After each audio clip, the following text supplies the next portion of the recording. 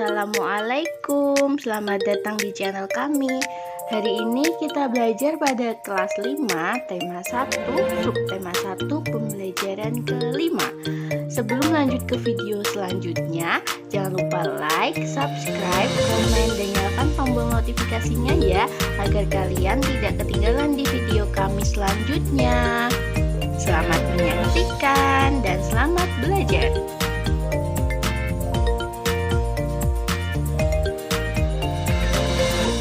Pembelajaran kali ini yang pertama adalah melalui pengamatan gambar hewan, siswa mampu menjelaskan ciri-ciri hewan vertebrata dan avertebrata.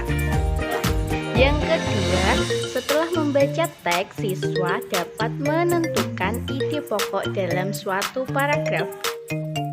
Ketiga, setelah mengamati gambar ilustrasi, siswa dapat menjelaskan corak gambar ilustrasi dengan benar.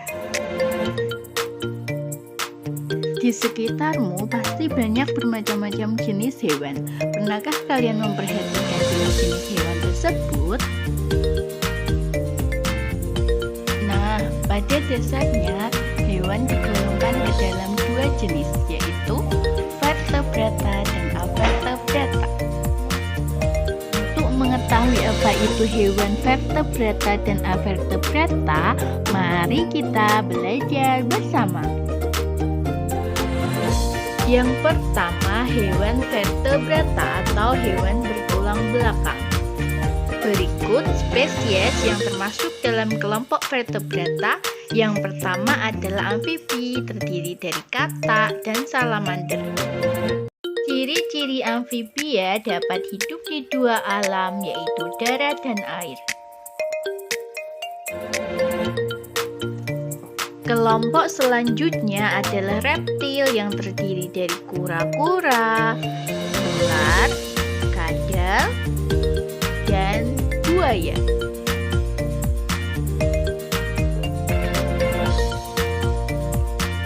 Ciri-ciri dari reptil yaitu memiliki paru-paru untuk bernafas di darat, berekor, dan menghasilkan telur.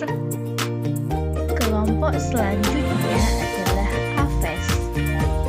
Contoh dari aves yang pertama burung onta, pinguin, flamingo, dan juga burung beo. Ciri-ciri aves yaitu bersayap, bernafas dengan paru-paru, memiliki pundi-pundi untuk mengatur keluar masuk udara saat terbang dan bertelur. Spesies selanjutnya adalah mamalia. Contoh dari mamalia ada anjing, kucing, beruang, monyet, dan juga kelinci.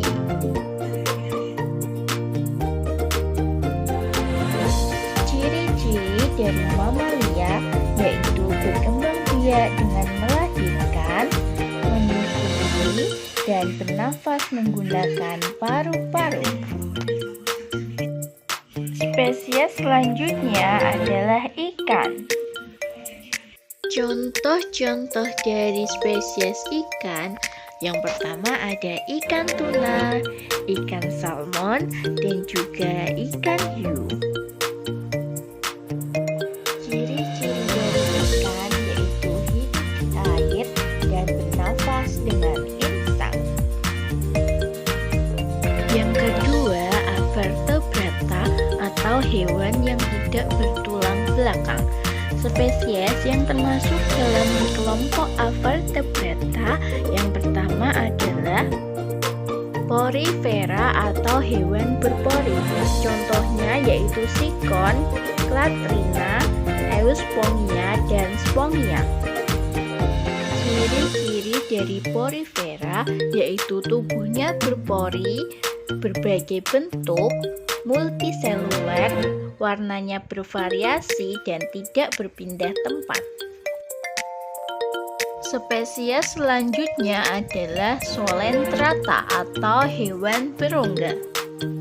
Contohnya yaitu hidra, koral, polip, dan juga ubur-ubur.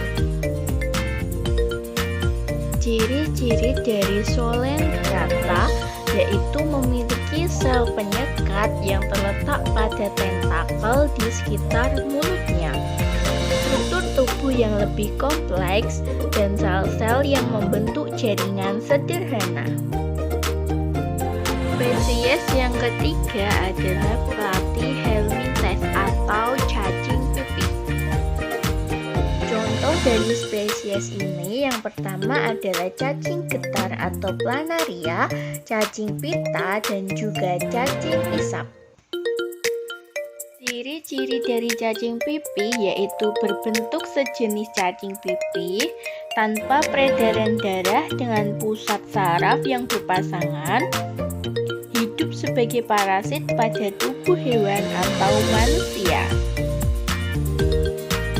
Spesies selanjutnya adalah Nemathelminthes atau cacing gilik.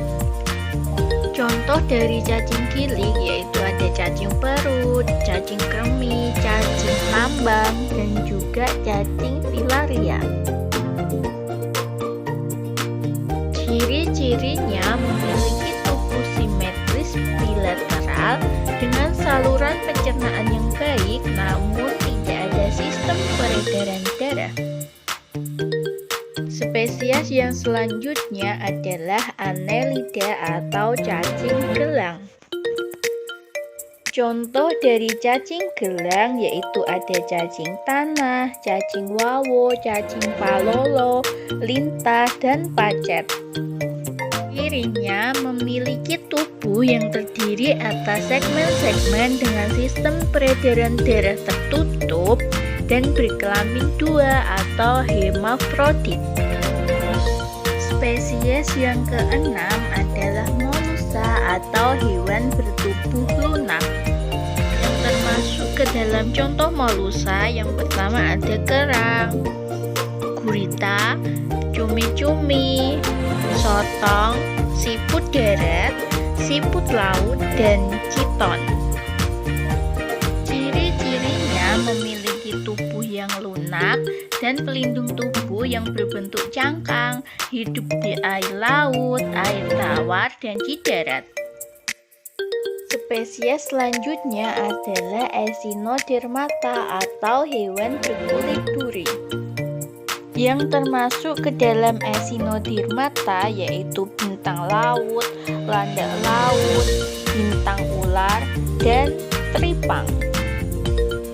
Ciri-ciri dari Echinodermata yaitu tubuh ditutupi duri yang tersusun atas zat kapur dan hidup di laut. Spesies selanjutnya adalah Arthropoda atau hewan berkuku-kuku.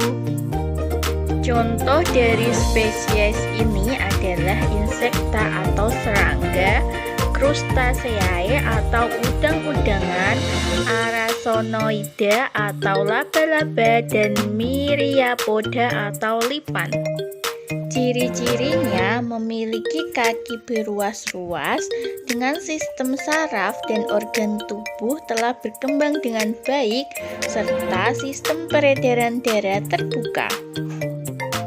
Selanjutnya kita belajar tentang gambar ilustrasi. Gambar ilustrasi dibuat untuk memperkuat, memperjelas, memperindah, dan menerangkan isi suatu cerita, tulisan, puisi, atau informasi tertulis lainnya. Unsur utama gambar ilustrasi adalah sebagai berikut. Yang pertama, gambar manusia.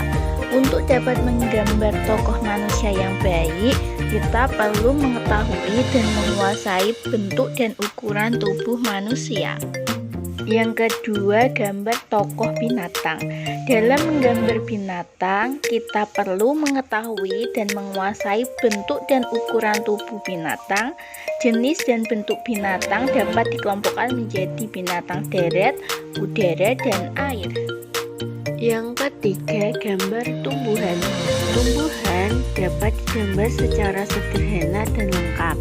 Dalam menggambar sederhana, tumbuhan tidak digambarkan secara mendetail, hanya berupa kesan tumbuhan. Dalam menggambar lengkap, tumbuhan digambar secara detail dan cermat tiap bagian-bagiannya. Selanjutnya adalah corak gambar ilustrasi. Corak gambar ilustrasi adalah sebagai berikut. Yang pertama, realis. Yang kedua, karikatur. Yang ketiga, kartun. Dan yang keempat, gambar dekoratif.